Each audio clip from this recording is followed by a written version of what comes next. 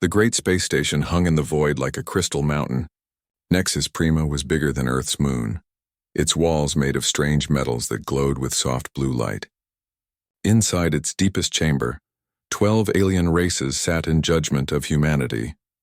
Admiral Sarah Chen walked through the massive doors, her boots clicking on the smooth floor. Ambassador Marcus Rivera followed close behind. Both humans wore their best uniforms, but they felt small in this place. The ceiling stretched so high above them that clouds formed near the top. The Galactic Council's throne sat at the center of the room.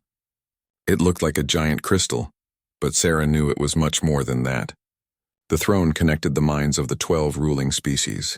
When they spoke through it, their words carried the weight of law across 1,000 worlds. Humans of Earth. The throne began to speak. The voice sounded like wind through metal. You stand accused of crimes against galactic order. Sarah stepped forward. She had prepared for this moment for months. Earth's best lawyers and diplomats had helped her plan what to say. But looking at the alien faces around her, she wondered if words would matter at all. The Velkari Supremarch rose from his seat. He was tall and thin with skin like white stone and eyes that burned red. His people ruled the council, though they pretended all 12 races were equal. Everyone knew better. For 50 years, humans have spread across our galaxy like a disease, the Supremarch said. His voice was cold and sharp. You bring chaos wherever you go. You teach other species to question their betters. You give them dangerous ideas about freedom and choice. We have broken no laws, Sarah replied. Her voice echoed in the huge chamber.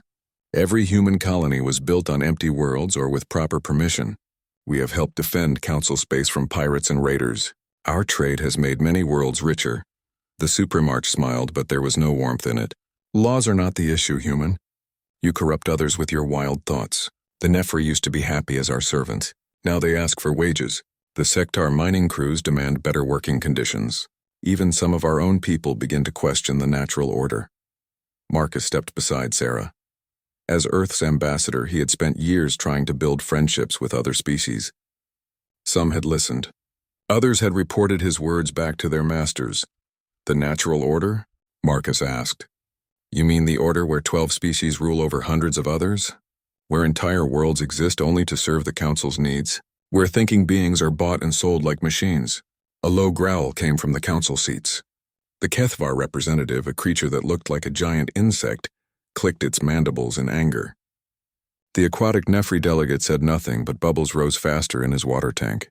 You see, the Supremarch said to the other council members. They poison every conversation with their madness. They believe all species should be equal. They think every world should govern itself. Such chaos would destroy our civilization. Sarah looked around the chamber. 12 species sat on the council, but she knew there were over 300 intelligent races in the galaxy. Most of them had no voice here.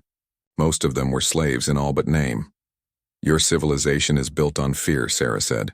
You stay in power by keeping others weak and divided. You call it order, but it's just another word for prison. The throne pulsed with angry light. The 12 minds connected to it were not used to being challenged. For 1,000 years, the council had ruled without question. They had destroyed species who resisted. They had broken worlds that refused to obey. We created peace, the Supremarch said. Before the council, this galaxy was torn by endless wars. We brought stability. We brought order. We brought prosperity to those who deserve it. Whose prosperity? Marcus asked. The Velkari grow rich while the Sectar die in their mines. The Zengeth build beautiful cities while the Nefri live in underwater slums. You call this peace, but it's just the quiet of the graveyard. The council members whispered among themselves. Some seemed angry at the humans' words.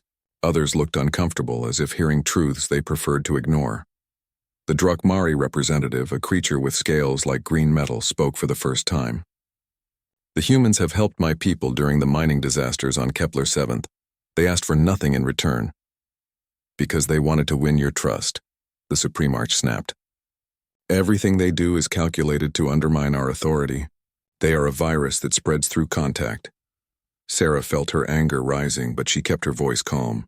We helped because it was right. We saved lives because every thinking being has value. If that makes us a virus, then what does that make you? The throne's light grew brighter. The air in the chamber began to hum with energy. Sarah could feel the combined will of the council pressing down on her mind. trying to make her submit. She had heard that some species could not resist this pressure. Their ambassadors would fall to their knees and beg forgiveness. Sarah remained standing. "You cannot break us with mind tricks," she said. "Humans value their thoughts too much to let others control them. We would rather die free than live as slaves." The Supreme Arch's red eyes blazed with fury. "Then perhaps we should grant that wish. The galaxy would be cleaner without your kind. You cannot simply murder an entire species," the Drakmari representative said. "Even the Council has laws against genocide."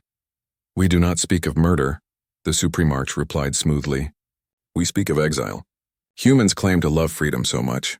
Let them find it in the dark spaces beyond our borders."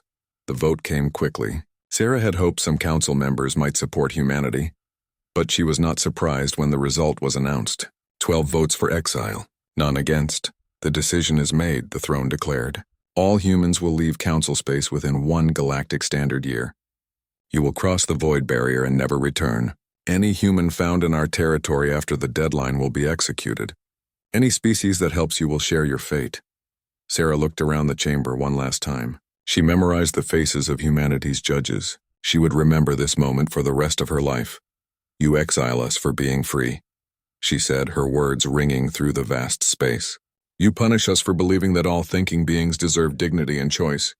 History will remember which of us was truly civilized." The Supreme Arch laughed, a sound like breaking glass.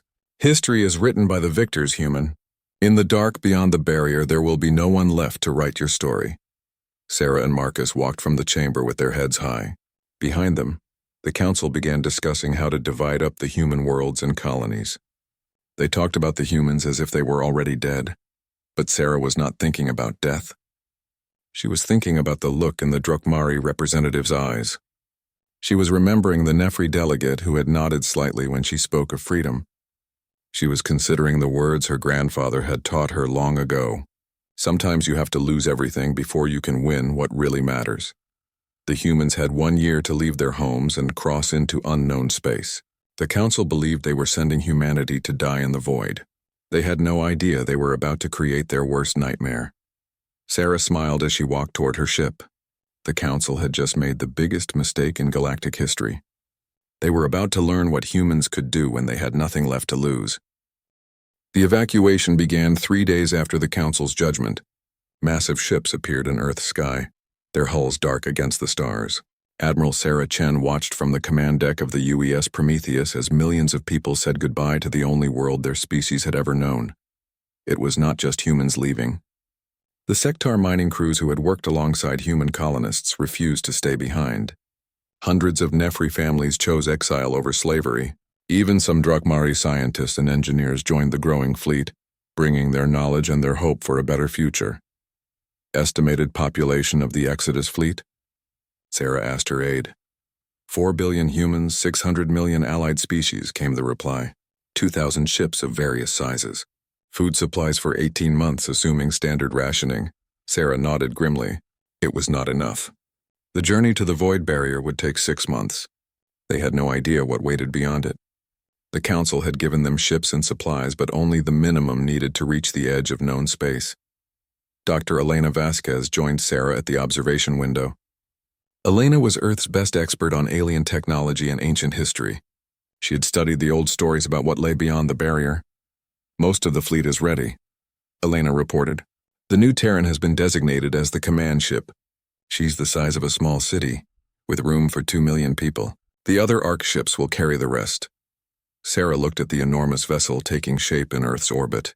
The new Terran was humanity's new home, built from the hulls of a dozen smaller ships welded together. It was ugly but functional, like most things humans made when their lives depended on it. "Any word from the scouts we sent ahead?" Sarah asked. "They reached the barrier yesterday," Elena said. "The energy field is exactly as described in the old texts. It stretches across the entire galactic rim. No ship has ever crossed it and returned." "No council ship," Sarah corrected. "We don't know about others." The fleet departed Earth on a Tuesday morning. Sarah chose that day because her grandmother had always said Tuesday was lucky for new beginnings. She needed all the luck she could get. The journey took 7 months instead of 6. 3 ships broke down and had to be abandoned. Food ran short, and riots broke out on 2 of the colony vessels. but humanity's allies proved their worth during the dark times. Sector engineers worked around the clock to keep the engines running. Knee-free water specialists kept the life support systems clean. Drakmari medics treated the sick and injured. The void barrier appeared on their screens like a wall of purple lightning that stretched beyond sight in every direction.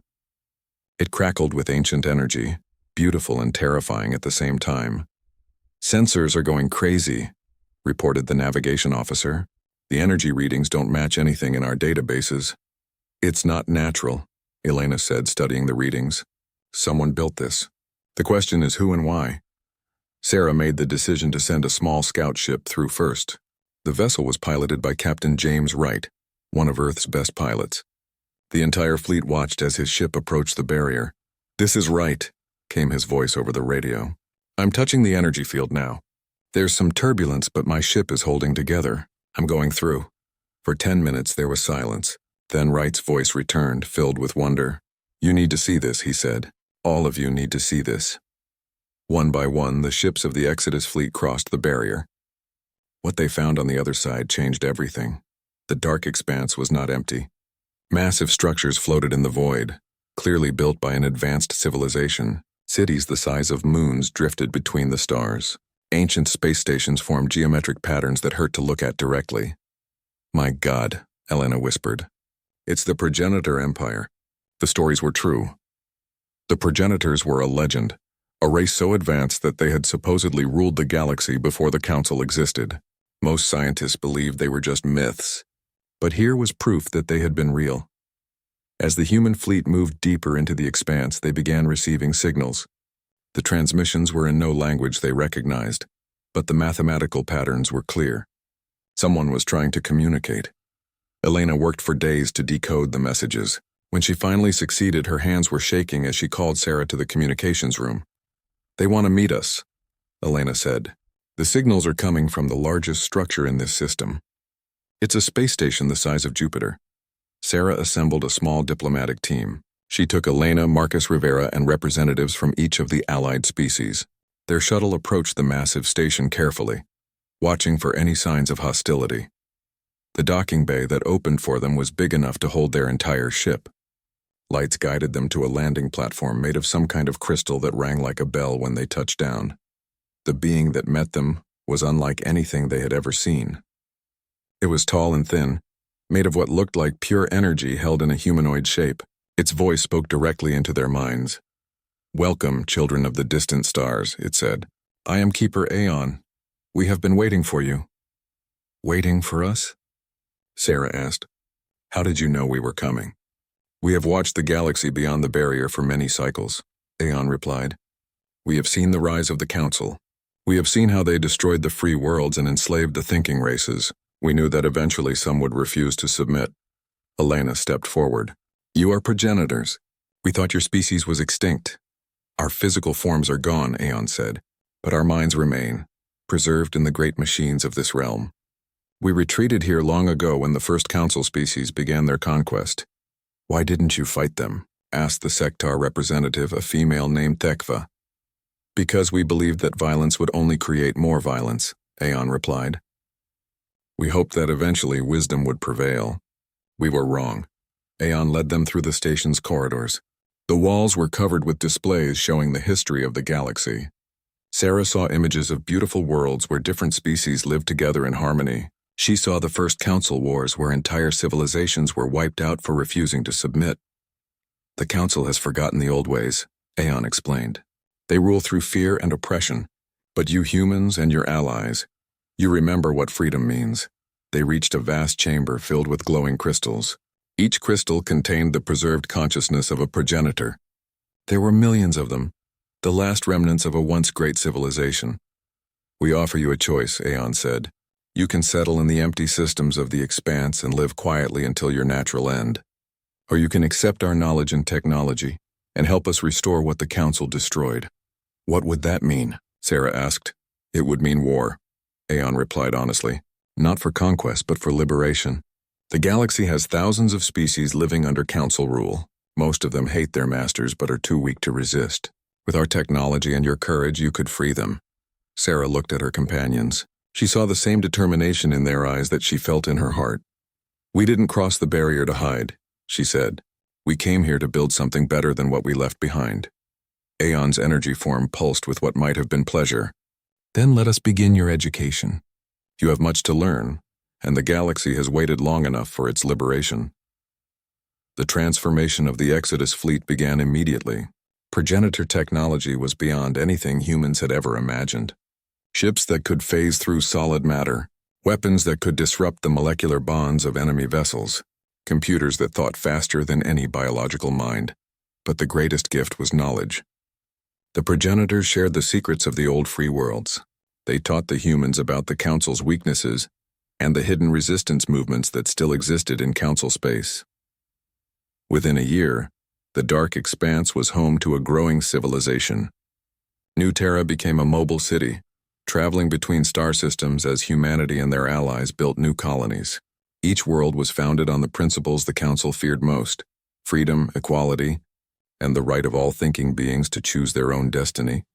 The exiles had become something the Council had never expected. They were no longer refugees running from oppression. They were the beginning of an empire built on everything the Council was not. 50 years had passed since the Exodus fleet crossed the void barrier. The scared refugees who had fled Council space were now the citizens of something unprecedented in galactic history: the Free Terran Empire. It was an empire that conquered no one, enslaved no one, and ruled through invitation rather than force. Admiral David Kane stood on the bridge of the FTE Liberator, watching as the newest addition to their fleet completed its trials. The ship was a marvel of combined human ingenuity and progenitor technology. Its hull could shift between solid matter and energy, making it nearly impossible to detect or destroy. Its weapons could disable enemy vessels without killing the crews inside. "Admiral, we're receiving a transmission from New Terra," reported his communications officer, Lieutenant Park. "Priority 1 message from Chancellor Chen." David smiled at the title. Sarah Chen had refused to be called Empress when the Empire was officially founded. She insisted that free people needed elected leaders, not hereditary rulers. The Council species found this concept baffling. "Put her through," David ordered. Sarah's image appeared on the main screen. She was in her 70s now, her hair silver and her face lined with the wisdom of years. But her eyes still burned with the same fire that had defied the Council decades ago. "David, we have a situation," she said without preamble. "Our intelligence network is reporting a plague outbreak in Drakmari space. The death toll is already in the millions, and it's spreading fast." David frowned. The Drakmari had been the first Council species to show kindness to humanity. Their representative had spoken in humanity's defense during the trial, even though it had done no good. "What kind of plague?" he asked. "Something that attacks their respiratory systems," Sarah replied. "Dr. Vasquez thinks it might be artificial. The symptoms don't match any natural disease we know of." Elena Vasquez had become the Empire's chief science officer. Her teams had made breakthrough after breakthrough, combining human creativity with progenitor knowledge. If she thought the plague was artificial, it probably was. "The Council species have never been friends to each other," David said. "Maybe someone is trying to eliminate a rival." "That's what we think too," Sarah agreed. "But here's the question, do we help them? The Drakmari are still technically our enemies. The Council would see any aid as an act of war." David was quiet for a moment. This was the kind of decision that defined what the Empire really stood for. They could stay safe in the Dark Expanse and let the Drakmari die, or they could risk everything to save people who had shown them the smallest kindness 50 years ago. "What does the Council of Species say?" David asked. The Council of Species was the Empire's governing body. Unlike the Galactic Council, it included representatives from every intelligent species in the Empire, no matter how small their population. Humans had only 12 votes out of 300. Decisions were made by debate and consensus, not force. "They voted to send aid," Sarah said. "Unanimous decision. Even the newest refugees voted yes." David nodded. "That settled it. I'll take a medical fleet to Drakmari space. How do we explain our presence there?" "We don't," Sarah replied. "We go in dark, do the job, and get out. Let the Council wonder what happened." 3 days later, David's fleet crossed back into Council space for the first time since the Exodus. They moved through hyperspace using routes the progenitors had shown them, paths that Council sensors could not detect. The Drakmari home system was a disaster. Massive hospital ships floated around the main planet, overwhelmed with sick and dying patients. The Drukmari military was in chaos, with half their crews infected and the other half too scared to leave their ships. "Take us in silent," David ordered. Full stealth mode. The Imperial medical ships materialized in orbit around the planet like ghosts. They began transmitting on all Drukmari frequencies, sending the same message in the Drukmari language. "This is the Free Terran Empire medical fleet. We are here to help. Please do not attack us. We want only to save lives." The response came quickly from the planet's surface. "Unknown vessels, identify yourselves immediately. You are in violation of Council space." Dr. Vasquez took over the transmission. She had learned to speak Drukmari during her years studying their culture. "This is Dr. Elena Vasquez of the Terran Empire. We have a cure for the plague affecting your people. Will you let us help you?" There was a long silence. David could imagine the debate happening on the planet below. Accept help from the exiled humans and risk the Council's anger, or let their people die to maintain political loyalty. Finally, a new voice came over the radio. It was older and spoke with the authority of high rank.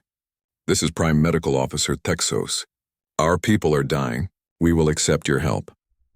The cure Dr. Vasquez had developed worked better than anyone had hoped. Within hours of the first treatments, infected Drukmari were recovering.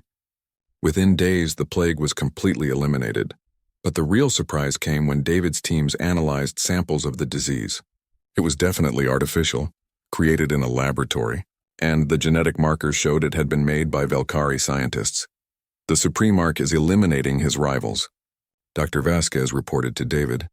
"The Drukmari have been asking too many questions about Council policy. This was meant to be their punishment." David made another decision that would reshape galactic politics. Instead of keeping the evidence secret, he transmitted it on all frequencies throughout Council space. Every species learned that the Velkari were willing to commit genocide to maintain power. The effect was immediate. The Drukmari formally withdrew from the Galactic Council and requested alliance with the Free Empire. Two other Council species, the crystalline Zengeth and the insectoid Kethvar, followed within weeks. But David's actions had consequences beyond politics. As his fleet prepared to return to the Dark Expanse, they were intercepted by a massive Council armada. The Supremarch himself was aboard the flagship, his red eyes burning with fury. "Humans," came his transmission. "You have violated the terms of your exile. You will surrender immediately or be destroyed." David stood on his bridge looking at the overwhelming force arrayed against him. 300 Council ships surrounded his fleet of 50 vessels. By any reasonable calculation, he was doomed. But David had learned from the progenitors that reasonable calculations did not always apply to war. "All ships, execute Protocol 7, he ordered calmly. The Imperial fleet vanished. One moment they were there, surrounded by enemy ships. The next moment they were gone, phased into hyperspace using technology the Council had never seen. They reappeared moments later, but now they were inside the Council formation. Imperial ships materialized within the hulls of enemy vessels, causing massive confusion and panic. The Council fleet found itself shooting at its own ships while the Imperial fleet danced between dimensions. The battle lasted less than an hour. When it was over, half the Council fleet was disabled and the rest was fleeing. David had lost no ships and suffered minimal casualties. The Supremarch's flagship was crippled but intact. David opened a communication channel to the Velkari leader.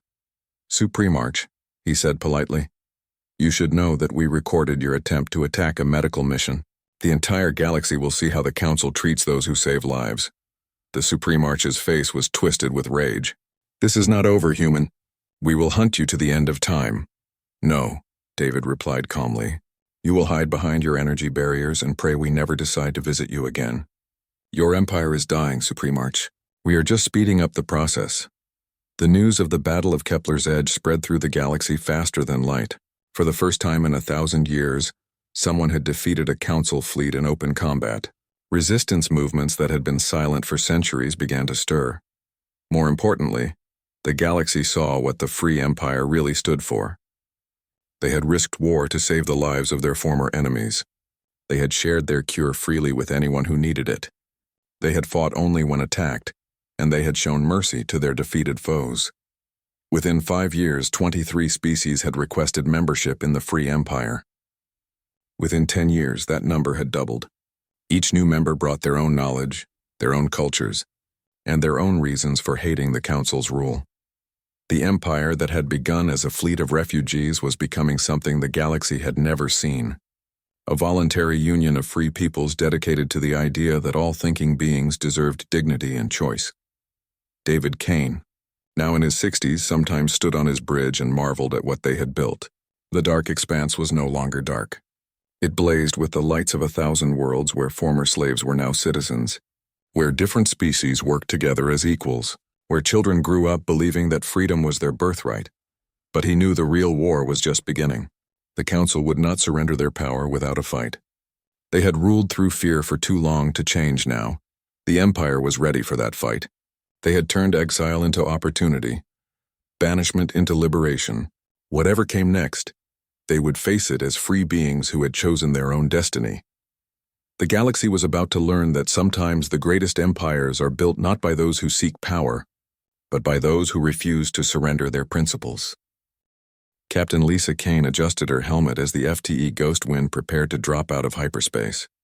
She was the daughter of Admiral David Kane, and had inherited both his tactical genius and his stubborn refusal to accept injustice. At 35, she commanded the Empire's most secret weapon, the Ghost Fleet. "Approaching target system," reported her navigator, a young sectar named Vexti. "Sensors show heavy Council presence around the mining world of Thylos Prime." Lisa studied the tactical display. Thylos Prime was a Nefri colony world that had been given to the Council as tribute 300 years ago. Since then, the aquatic Nefri had been forced to work in underwater mining facilities, extracting rare minerals for their Velkari overlords. "How many guard ships?" Lisa asked. 12 destroyers in orbit plus a command station," replied her weapons officer, Lieutenant Commander Torres. "Standard Council formation. They're not expecting trouble." Lisa smiled grimly. After 5 years of Ghost Fleet operations, the Council still had no idea how the Empire's ships worked. Imperial vessels equipped with progenitor phase technology could remain invisible to Council sensors while moving through solid matter as if it were empty space. "Begin Operation Deliverance," Lisa ordered. "All ships go to phase mode." The Ghostwind and her sister ships shifted into an energy state that existed between dimensions. To Council sensors, they simply vanished. The Imperial fleet moved through space like ghosts, untouchable and unseen. The plan was elegant in its simplicity. The Ghost Fleet would disable the orbital defenses without harming the crews, then broadcast instructions to the Nefri population below. The Empire would not conquer Thylos Prime. Instead, they would give the Nefri the tools to free themselves. "Weapons range," Torres reported. "All targets locked." "Fire," Lisa ordered. Beams of coherent energy reached out from the invisible ships, striking the Council vessels with surgical precision. The weapons were designed to overload power systems without breaching hulls. Within minutes, all 12 destroyers were floating dead in space, their crews alive but helpless. The command station tried to send a distress signal, but found its communications mysteriously jammed. Then its power systems failed as well, leaving it dark and silent. Lisa opened a channel to the planet below, broadcasting on all Nefri frequencies. "People of Thylos Prime, this is Captain Kane of the Free Terran Empire. Your orbital defenses have been neutralized. The liberation equipment you requested has been deployed. Good luck." Across the planet's oceans, hidden Imperial devices activated. These machines had been secretly placed months earlier by Nefri resistance members. They began jamming Council surveillance systems and distributing weapons to the underground freedom fighters. "Captain," Vexti reported, "we're receiving a transmission from the planet. It's coming from the resistance leader, someone called Depth Singer Reltos." The image that appeared on Lisa's screen showed a Nefri male with the blue-green skin of his species. His gill slits fluttered with excitement as he spoke. "Captain Kane, your people have kept their promise. The mining overseers have been captured and the guard barracks have surrendered. Thylos Prime declares its independence from the Galactic Council." "Congratulations," Lisa replied. "You'll find detailed instructions in the data packets we left for you. The Empire stands ready to offer membership when you're ready." "We are ready now," Reltos said firmly. "Our people vote to join the Free Empire immediately." Lisa nodded. "Then welcome to the family. Fair winds and following seas, Depth Singer. The Ghost Fleet vanished back into hyperspace, leaving Thylos Prime free for the first time in 3 centuries. It was the 40th world liberated in the past 2 years, and Lisa knew it would not be the last. But the Empire's secret war was not just about military operations. Dr. Elena Vasquez, now 75 but still brilliant, led teams of scientists and intelligence agents who worked to undermine Council authority from within. On the Velkari homeworld, Imperial agents had discovered evidence of secret experiments on sentient beings. The files they copied showed that the Supreme Arch had been testing new plague weapons on captured prisoners from various species. On the industrial world of Magna Station, Imperial hackers broke into Council financial networks and transferred billions of credits from Velkari accounts to refugee relief funds throughout the galaxy. Most damaging of all, the Empire had begun revealing the Council's secret history. Ancient progenitor archives contained records of the original wars, showing how the Council species had destroyed entire civilizations to build their empire. The broadcast went out on every available channel, translated into hundreds of languages. For the first time, the galaxy learned the truth about how the Council had really come to power. The effect was devastating. On Drakmari colony worlds, protesters demanded the arrest of their former Council representatives. The Zengeth Crystalline Collective voted to share the Empire's evidence with every species in their trade network. Even some Velkari citizens began to question their government's actions. Chancellor Sarah Chen, now 80 but still sharp as a blade, watched the reports from her office aboard New Terra. The mobile city had grown into a massive space habitat, home to 10 million beings from dozens of species. The Council is fracturing, reported Intelligence Director Hamilton, a former Earth diplomat who had become expert at reading alien politics. 3 more species have withdrawn from Council membership this month. The Velkari are effectively ruling alone now. What's the Supramarch's response? Sarah asked. Brutal, Hamilton replied grimly. He's ordered the destruction of any world that harbors Imperial sympathizers. Last week his forces bombarded the mining colony of Zerian 7. 2 million dead. Sarah's face hardened. The Empire's policy had always been to avoid civilian casualties, even when fighting Council forces. The Supreme Arch's massacre showed that he was willing to commit genocide to maintain power. What about our assets in Council space? She asked. Still operational, but they're being hunted. The Supreme Arch has created a new security force called the Loyalty Guard. They're arresting anyone suspected of Imperial connections. Sarah made a decision that would escalate the conflict to a new level. Send word to Admiral Kane, it's time for Phase 2. Phase 2 was the Empire's plan to openly challenge Council authority. Instead of secret operations, they would announce their presence and dare the Council to stop them. The first test came at the border world of Haven's Rest, where millions of refugees from Council oppression had gathered. The Supreme Arch had demanded that the local government turn over all Imperial sympathizers for questioning. When the planetary leaders refused, a Council battle fleet was dispatched to enforce compliance. Admiral David Kane met them there with the main Imperial fleet. For the first time since the Exodus, human ships flew openly in Council space, their hulls gleaming with the colors of the Free Empire. Council fleet. This is Admiral Kane, David broadcast on all frequencies.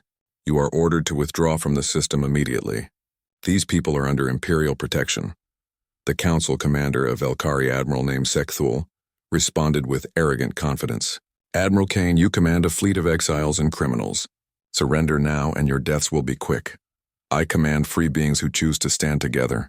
David replied calmly. Last chance to withdraw. The battle that followed was broadcast live throughout the galaxy. Council ships that had terrorized hundreds of worlds for centuries found themselves outmatched by Imperial vessels that phased through their attacks and struck back with devastating precision. But the real shock came when the Imperial fleet disabled the Council ships instead of destroying them. David's forces captured the enemy crews and broadcast images of Council prisoners being treated with dignity and respect. We do not murder defeated enemies, David announced to the galaxy. We are not the Council. The psychological effect was enormous. For 1,000 years, the Council had ruled through fear of their overwhelming power. Now they had been defeated in open battle by people they had once exiled as weaklings and outcasts. More importantly, the galaxy saw an alternative to Council rule. The Empire fought to protect the innocent rather than to conquer territory. They offered membership to any species that wanted freedom, instead of demanding tribute and submission. Within months, the Council's alliance began to collapse completely. Species that had served the Velkari for centuries declared independence and requested Imperial protection. Entire sectors of space switched allegiance without firing a shot. The Supremarch's response was predictable and horrifying. Unable to defeat the Empire militarily, he ordered the activation of an ancient weapon system hidden on the Velkari homeworld. The Galaxy Cleanser was a progenitor artifact from the early days of their civilization. It was designed to sterilize entire star systems of life, wiping the slate clean for new colonization. The Velkari had discovered it centuries ago but had never been able to activate it. Now, driven by desperation and rage, the Supremarch was willing to risk everything on a weapon he did not understand. Dr. Vasquez was the first to detect the energy signatures building on the Velkari homeworld. Her face went pale as she realized what the readings meant. "Sarah," she said, rushing into the Chancellor's office, "we have a problem. The Council is trying to activate a progenitor superweapon." The final confrontation began when intelligence reports confirmed the Supremarch's desperate plan. Veltar had spent weeks trying to activate the Galaxy Cleanser, growing more frantic as his empire crumbled around him. Former Council worlds declared independence daily. His own people were beginning to question his sanity. Admiral Sarah Chen, now 85 and commanding from her flagship, the FTE Horizon's Dawn, studied the tactical displays showing the buildup around the Velkari home system. The Supremarch had gathered the last loyal forces of his collapsing empire into a final defensive fleet. "He's cornered," Admiral David Kane reported from his command ship. "Intelligence suggests he's ready to use the cleanser even if it destroys his own world." "A cornered animal is the most dangerous," Sarah replied. "But he's forgotten something important about that weapon." Dr. Elena Vasquez, still serving as Chief Science Officer despite her advanced age, appeared on the communication screen. "The genetic locks are holding. The cleanser won't activate without progenitor authorization codes, and we control those codes now."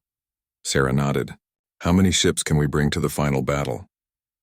2,000 Imperial vessels, David reported, plus another 500 from the new member species. We also have support pledges from the independent worlds. It was an impressive force, but Sarah knew numbers alone would not win this war. The real battle would be fought in the hearts and minds of the galaxy's people. "Open a channel to all frequencies," Sarah ordered. "I want every being in the galaxy to hear this." When the connection was established, Sarah stood before the camera in her simple uniform, wearing no crown or symbols of rank except the small pin that showed she was an elected representative of free people. "Citizens of the galaxy," she began, her voice carrying across 1,000,000 worlds. "For too long you have lived under the rule of those who believe that power comes from fear, and strength comes from oppression. Today that era ends." On his command ship above the Velkari homeworld, Supremarch Veltar watched the broadcast with growing rage. His red eyes burned with the fury of a tyrant who saw his 1,000-year empire slipping away. "The Galactic Council has ruled through violence and terror," Sarah continued. "They have enslaved entire species, destroyed civilizations that sought freedom, and committed genocide against any who dared to resist. We have the evidence. We have the records. We have the testimony of survivors." Throughout Council space, the broadcasts were watched by billions of beings who had never been allowed to hear such words before. On mining worlds and factory planets, in slave quarters and labor camps, people looked up at screens and dared to hope. "But today is not about vengeance," Sarah said. "Today is about choice. We offer every species, every world, every thinking being the chance to choose their own destiny. Join us in building a galaxy where freedom is not a privilege granted by rulers, but a right possessed by all." The Imperial fleet began its advance toward the Velkari system. But they were not alone. Ships from 100 different worlds moved with them, crew members who had broken their oaths to the Council and chosen liberty over servitude. The Supremarch activated his remaining defenses. Massive orbital platforms bristled with weapons designed to destroy entire fleets. Energy barriers that could stop the largest ships flickered to life around key installations. But the Imperial fleet had learned from progenitor knowledge. Their ships phased between dimensions, appearing inside the defensive perimeters without triggering the barriers. Their weapons reached through shields as if they were not there. The battle that followed was unlike anything in galactic history.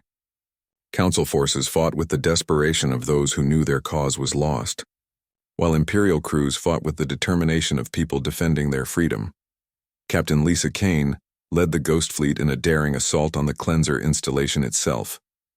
Her ships materialized within the heavily defended facility, their crews racing against time to secure the ancient weapon before the Supreme Arch could activate it.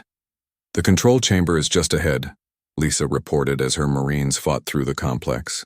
"Heavy resistance, but we're pushing through." In the depths of the facility, Supramarch Veltar stood before the Galaxy Cleanser's control interface. The massive weapon hummed with barely contained power, ready to sterilize entire solar systems of life. But the genetic locks remained in place, denying him access to its devastating potential. "Open, damn you!" he screamed at the controls, his composure finally breaking completely. "I am the master of this galaxy. I command you to obey." The ancient systems remained silent, waiting for authorization that would never come. Lisa and her Marines burst into the control chamber to find the Supreme Arch alone, frantically trying to bypass security systems he did not understand. When he saw them, his hand moved toward a pistol at his side. "I wouldn't," Lisa said calmly, her own weapon trained on him. "Your war is over, Supramarch. Your people are surrendering all across the system." It was true. Throughout the Velkari fleet, ships were powering down their weapons and requesting terms of surrender. The sight of their Supramarch's desperation had finally broken the last bonds of loyalty. "You think you have won?" Veltar snarled. "You are primitives. Barbarians. You know nothing of ruling a galaxy." "You're right," Lisa agreed. "We don't want to rule a galaxy. We want to free it." The formal surrender came 6 hours later. Admiral Sarah Chen stood on the bridge of her flagship as representatives from the remaining council forces requested terms of peace. "The Galactic Council formally surrenders to the Free Terran Empire," announced Admiral Kethlos, a Drakmari officer who had taken command after the last Velkari commanders fled or were captured. "We request mercy for our crews and protection for civilian populations." "Granted," Sarah replied immediately. "All council personnel will be treated according to the laws of war. Civilian populations will be protected and offered the choice of independence or imperial membership." But the real moment of victory came when Dr. Vasquez successfully accessed the progenitor archives hidden within the cleanser facility. The ancient records contained the true history of the galaxy, preserved by the original builders of galactic civilization. "Sarah, you need to see this," Elena called from the analysis chamber. The progenitors left more than just weapons and technology. They left a blueprint for galactic government. The files revealed the structure of the original progenitor civilization, a voluntary federation of free species governed by elected representatives and dedicated to the principles of individual liberty and mutual cooperation. It was exactly what the Empire had been building, but with the wisdom of ages behind it. 3 months after the Battle of Velkari Prime, delegates from across the galaxy gathered on New Terra for the founding of the Free Galactic Federation. Representatives from over 800 species signed the charter that would govern their new civilization. Sarah Chen stood before the assembled delegates, wearing the simple robes of an elected chancellor rather than the elaborate costume of an emperor. At 90, she was the oldest human in the galaxy, but her mind remained sharp and her principles unchanged. "Today we fulfill a promise made 50 years ago," she said to the assembly. "We promised that freedom would triumph over oppression, that choice would overcome force, that the dignity of all thinking beings would be recognized and protected." The first act of the new federation was to establish courts where former council leaders would be tried for their crimes. But the trials were conducted fairly, with proper legal representation for the accused and protection for witnesses. Supremarch Veltar, captured during the final battle, refused to recognize the court's authority. "You cannot judge me," he declared from his cell. "I am the rightful ruler of this galaxy." "No," replied Justice Thexos, the former Drakmari medical officer who now served as chief judge of the Federation Court. "You were a tyrant who mistook fear for respect and submission for loyalty. This court represents the will of free beings who choose to live under the rule of law. The sentences were just but not vengeful. Lower-ranking council officials who had committed no personal crimes were offered rehabilitation and new lives within the Federation. Those guilty of war crimes faced imprisonment but not execution. The Federation would not begin its existence by repeating the Council's mistakes. As for the former Council worlds, each was given a choice. They could apply for Federation membership, declare independence, or form their own alliances. Most chose to join the growing community of free worlds. The Valkyrie homeworld became a monument to the cost of tyranny. The planet's surviving population, freed from their leaders' propaganda, voted to join the Federation and work to repair the damage their empire had caused. "It will take generations to heal the wounds," admitted Velkara, a young Valkyrie who had been elected as her people's first democratic leader. "But my species is ready to learn what it means to be free." The transformation was not without challenges. Some species struggled with the concept of self-governance after centuries of authoritarian rule. Others fought bitter civil wars between those who wanted Federation membership and those who preferred independence. But the Federation proved patient and supportive. Instead of imposing solutions, they offered aid and guidance to any world that requested it.